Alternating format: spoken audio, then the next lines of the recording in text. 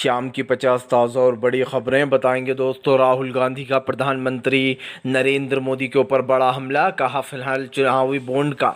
जब प्रधानमंत्री से सवाल पूछा गया तो प्रधानमंत्री के हाथ कांप रहे थे। चुनावी बॉन्ड इस देश का सबसे बड़ा घोटाला आखिरकार क्यों दोस्तों? प्रियंका गांधी बोली अगर ईवीएम में गड़बड़ी नहीं हुई तो बीजेपी 180 सीट भी पार नहीं कर पाएगी। क्यों आखिरकार दोस्तों? अखिलेश यादव ने बीजेपी को दे दी चेतावनी, कहा प्रधानमंत्री का बोरिया बिस्तर तैयार हो गया है, अच्छे से विदाई करेंगे इनकी हम। और क्यों आखिरकार दोस्तों? राहुल गांधी के दावों से बीजेपी में मची खलबली। राहुल ने साफ कहा बीजेपी 150 पार कर रही है अब। जी हाँ, जो खास कर उनके पास वो आ रहे हैं दोस्तों सर्वे के रिजल्ट, उसको लेकर राहुल ने बीजेपी को जमकर घेरा।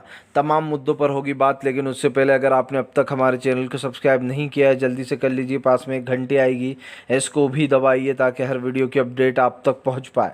दरअसल दोस्तों आपको बताते चले, प्रधानमंत्री नरेंद्र मोदी के ऊपर जमकर भड़के राहुल गांधी। राहुल गांधी बोले बीजेपी 180 भी पार नहीं कर पा रही, मैंने कहा था। राहुल गांधी ने प्रधानमंत्री के ऊपर हमला बोलते हुए कहा कि मैं फिर कह रहा हूं बीजेपी 180 सीट भी पार नहीं कर पाएगी। राहुल गांधी ने कहा कि प्रधानमंत्री नरेंद्र मोदी बार बार एक ही बात दोहराते हैं कि वो जो है यहाँ पर 400 पार करेंगे, लेकिन सच्चाई ये है कि मैंने कहा था कि बीजेपी 180 भी पार नहीं कर पाएगी। लेकिन अब जो मेरे पास रिपोर्ट आ रही है उसमें बीजेपी, उन्होंने कहा कि उसमें बीजेपी 150 सीट पर ही सिमट जाएगी। हर राज्य में इंडिया गठबंधन को बढ़त है। राहुल गांधी ने कहा कि प्रधानमंत्री पूरी तरीके से फेल हो चुके हैं इस देश में। खास कर दोस्तों भ्रष्टाचार कितना बढ़ गया है सब देख रहे हैं, जबकि मोदी सरकार इसी नारे के साथ आई थी कि न खाऊंगा न खाने दूंगा, लेकिन हो गया उल्टा दोस्तों। खाया भी और अपने दोस्तों यारों को इतना खिलाया दोस्तों कि उनकी संपत्तियां 10-10 गुना बढ़ गई हैं। अगर 10 साल में 10 गुना संपत्तियां बढ़ गई हैं तो आप समझ सकते हैं कि कितनी कितनी कमाई उनकी हो रही है। आप सोच भी नहीं सकते, एक दिन की कमाई अरबों में है दोस्तों। करोड़ों अरबों रुपयों में एक दिन की कमाई होती है अडानी और अंबानी की। आपको बता दें चले दोस्तों, भारतीय जनता पार्टी के ऊपर जमकर भड़कते हुए नजर आए संजय सिंह। अखिलेश यादव के समर्थन में नगीना सीट पर अखिलेश का प्रचार करने पहुंचे थे संजय सिंह ने बीजेपी को जमकर लपेटा। संजय सिंह ने कहा कि तमाम इंडिया गठबंधन जो साथ आया है उसका कोई अपना लालच नहीं है, वो देश के लोकतंत्र को बचाने आया है। हम लोग सब लोग साथ सिर्फ इसलिए आए हैं ताकि देश के जो बर्बाद होता हुआ लोकतंत्र है उसको बचाया जाए। देखिए दोस्तों, कहते हैं राजनीति में कोई किसी का दोस्त नहीं है, ये बात सच है। लेकिन दोस्तों राजनीति जब देश को बर्बाद करने वाली होने लगे तब सबको साथ आना ही पड़ता है। एक समय ऐसा आया था जब इंदिरा गांधी से तमाम विपक्ष पार्टियां खास कर इसलिए चिढ़ गई थी क्योंकि उन्हें लगा था कि इंदिरा गांधी सबको जेल में डलवा रही हैं और वो अपनी अपनी चला रही हैं। तब दोस्तों एक गठबंधन बना था और उसने इंदिरा गांधी को हरा दिया था। उस गठबंधन ने भी ऐसे ही जैसे आज प्रधानमंत्री कर रहा है, हालांकि जो प्रधानमंत्री कर रहा है वो इंदिरा गांधी ने कभी नहीं किया इतना ख़तरनाक, लेकिन प्रधानमंत्री ने तो इस देश में नफ़रत का ऐसा जहर घोला है दोस्तों जिसको सोच कर भी आप और हम हैरान हो जाते हैं। और यही कारण है जो इस चीज़ को लेकर संजय सिंह ने बीजेपी को लपेटा।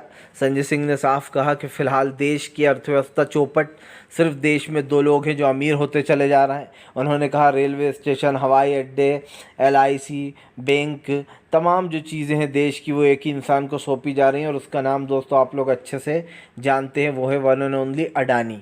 यही कारण है जो प्रधानमंत्री पर संजय सिंह ने जमकर भड़ास निकाली और ये भी कह दिया कि इंडिया गठबंधन देश की सोच है, इंडिया गठबंधन देश के लिए बना है और ये देश इंडिया गठबंधन को अपना पूरा समर्थन देगा।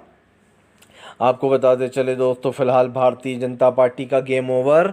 ममता बनर्जी ने अपने मैनिफेस्टो में कर दिए बड़े ऐलान। देखिए दोस्तों, ममता बनर्जी भले ही चुनाव अलग लड़ रही हैं, लेकिन ममता बनर्जी की सीटें इंडिया गठबंधन की हैं। भले ही ममता बनर्जी ने ये ऐलान कर दिया है कि वो अकेले सीटों पर चुनाव लड़ेंगी, लेकिन दोस्तों सब जानते हैं कि सीटें तो इंडिया गठबंधन के पास ही आने वाली हैं।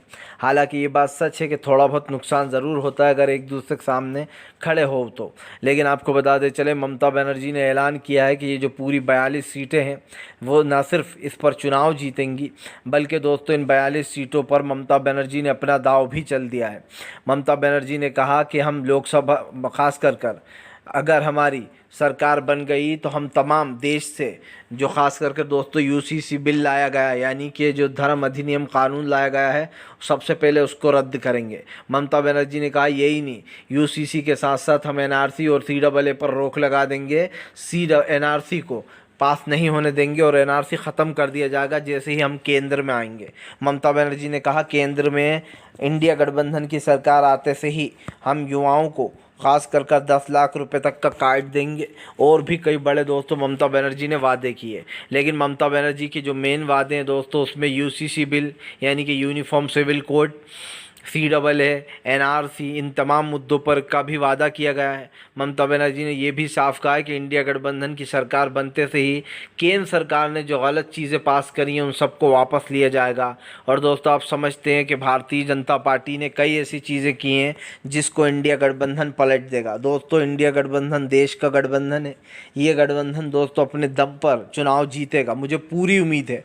अगर कोई एक चुनाव लड़ रहा होता तो शायद हमें वो होना था दोस्तों कि ठीक है यार हार भी सकता है, लेकिन यहाँ पर तो तमाम विपक्षी एकजुट हो गया है।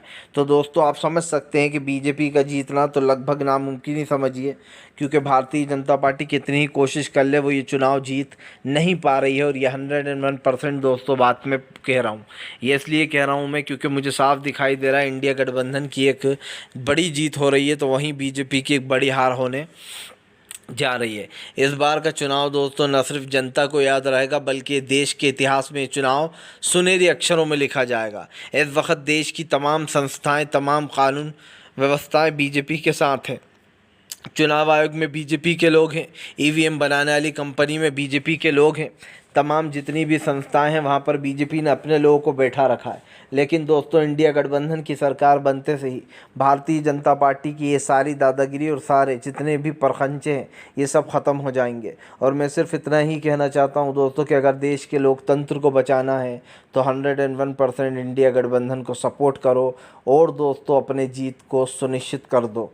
आपको बता दें चले दोस्तों, फिलहाल प्रधानमंत्री नरेंद्र मोदी के ऊपर फट पड़े अखिलेश यादव। अखिलेश बोले फिलहाल इंडिया गठबंधन की बड़ी जीत होने वाली है, मैंने बोरिया बिस्तर संभाल लिया है, बीजेपी का सब कुछ बांध दिया है, ढोल नगाड़ों के साथ विदाई करूंगा। दरअसल आपको बता दें चले अखिलेश यादव ने कहा कि बीजेपी वाले तो इंडिया गठबंधन का नाम भी सही से नहीं ले पाते, ये तो IND इंडिया होता है, उन्होंने कहा कि एनडी करते हैं यही नहीं। अखिलेश यादव ने कहा कि दरअसल बीजेपी को सदमा लग चुका है, उन्हें साफ दिखाई दे रहा है कि इंडिया गठबंधन जीत रहा है, इसीलिए बीजेपी के नेता उल जलूल बयान देते रहते हैं। यही नहीं, अखिलेश यादव ने आरोप लगाया कि भारतीय जनता पार्टी सत्ता से बहुत जल्दी बाहर जाने वाली है।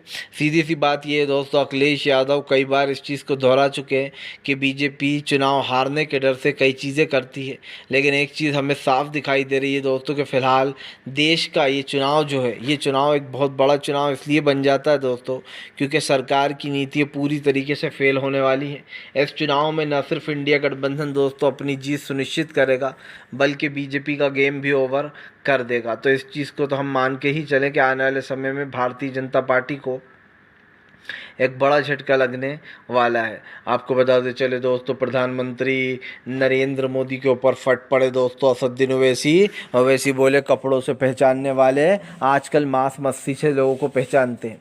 दरअसल आपको बता दें चले असदुद्दीन ओवैसी ने कहा कि बीजेपी बहुत बड़ी अपने आप को तुर्रम खा समझती है, बीजेपी को लगता है कि हम सबसे बड़े हिंदुत्ववादी हैं। आपको बता दें चलें असदुद्दीन ओवैसी ने कहा कि अगर इतने ही बड़े हिंदुत्ववादी हो तो इस देश की सबसे बड़ी मीट कंपनी से 10 करोड़ रुपए का चंदा क्यों लिया, क्यों शिवसेना ने 1.5 करोड़ रुपए लिए।